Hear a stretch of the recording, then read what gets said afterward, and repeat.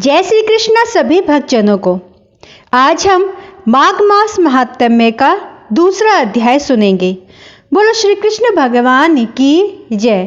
जय बोलो विष्णु भगवान की। राजा के ऐसे वचन सुनकर तपस्वी कहने लगा कि हे राजन, भगवान सूर्य बहुत शीघ्र उदय होने वाले हैं, इसलिए यह समय हमारे लिए स्नान का है, कथा का नहीं।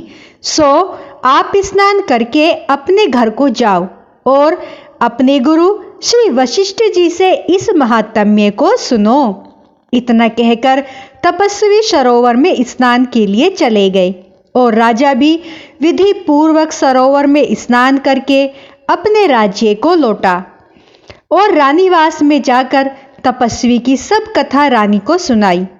तब सूत जी कहने लगे कि महाराज, राजा ने अपने गुरु वशिष्ठ जी से क्या प्रश्न किया और उन्होंने क्या उत्तर दिया, सो मुझसे कहिए। व्यास जी कहने लगे, हे सूत जी, राजा दिलीप ने रात्रि को सुख से सोकर प्रातः समय ही अपने गुरु वशिष्ठ जी के पास जाकर उनके चरणों को छूकर प्रणाम करके तपस्वी की बातें बताई और प्रश्नों को अति नम्रता से पूछा कि गुरुजी, आपने आचार, दंड, नीति, राज्य, धर्म तथा चारों वर्णों के चारों आश्रमों की क्रियाओं, दान और उनके विधान, यज्ञ और उनकी विधियां, व्रत, उनकी प्रतिष्ठा तथा भगवान विष्णु की आराधना अनेक प्रकार से तथा विस्तार पूर्वक मुझको बतलाई हैं।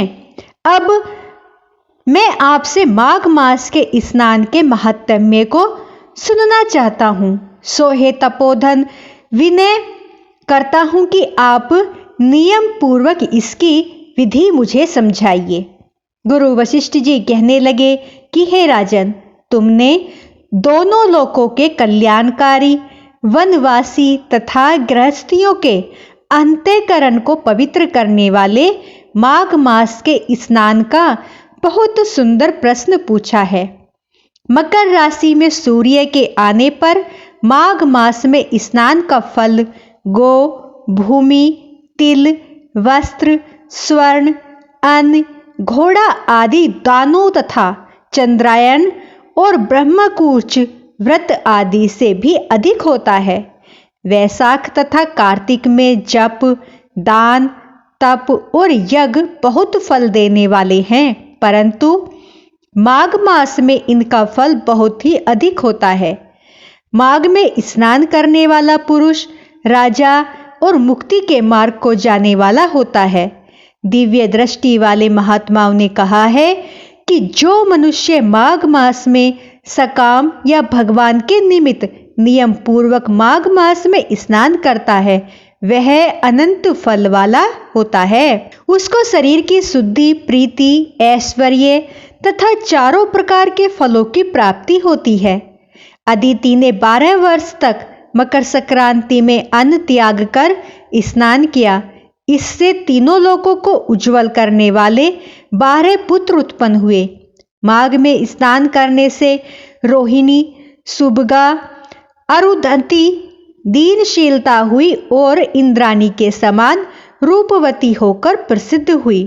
जो माघ मास में स्नान करते हैं तथा देवताओं के पूजन में तत्पर रहते हैं, उनको सुंदर स्थान, हाथी और घोड़ों की सवारी तथा दान को द्रव्य प्राप्त होता है।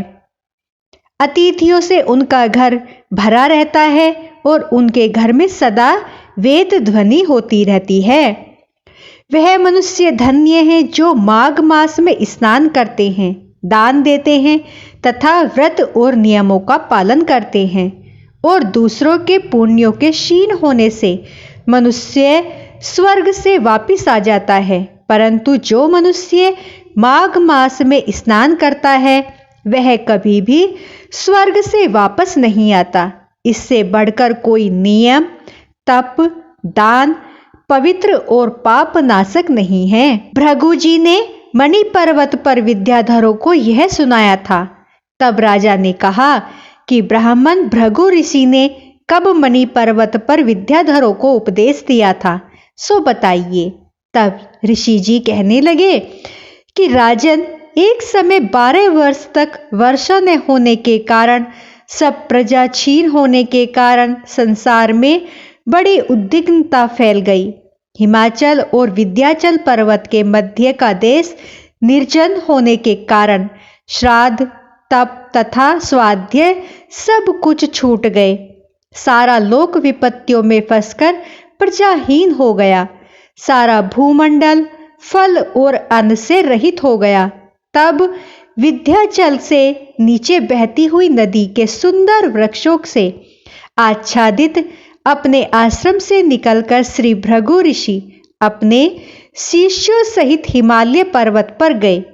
इस पर्वत की चोटी नीली और नीचे का हिस्सा सुनहरी होने से सारा पर्वत पीतांबरधारी श्री भगवान के सदृश दिखता था। पर्वत के बीच का भाग नीला और बीच बीच में कहीं कहीं सफेद स्फटिक होने से तारों से युक्त आकाश जैसी शोभा प्राप्त होती थी। रात्रि के समय में यह पर्वत दीपकों की तरह चमकती हुई दिव्य औषधियों से पूरित किसी महल की शोभा को प्राप्त होता था। वह पर्वत शिखाओं पर बांसुरी बजाती और सुंदर गीत गाती हुई किन्नरियों तथा केले के पत्तों की पताकाओं से अत्यंत शोभा को प्राप्त हो रहा था। यह पर्वत नीलम, पन्ना, पुखराज तथा इसकी चोटी से निकलती हुई रंग बिरंगी किरणों से इंद्रधनुष के समान प्रतीत होता था। स्वर्ण आदि सब धातुओं से तथा चमकते हुए रत्नों से चारों ओर फैली हुई अग्नि की ज्वाला के समान शोभायमान था। इसकी कंदराओं में काम पीड़ित विद्याधरी अपने पतियों के साथ आकर रमण करती थी और गुफाओं में ऐसे ऋषि मुनि जिन्होंने संसार के सब कलेशों को जीत लिया है, रात दिन ब्रह्मा का ध्यान करते थे और कई एक हाथ में रुद्राक्ष की माला लिए हुए शिव की आराधना में लगे हुए थे। पर्वत के नीचे भागों में जंगली हाथी अपने बच्चों के साथ खेल रहे हैं तथा कस्तूरी वाले रंग बिरंगे मृगों के झुंड इधर उधर भाग रहे हैं।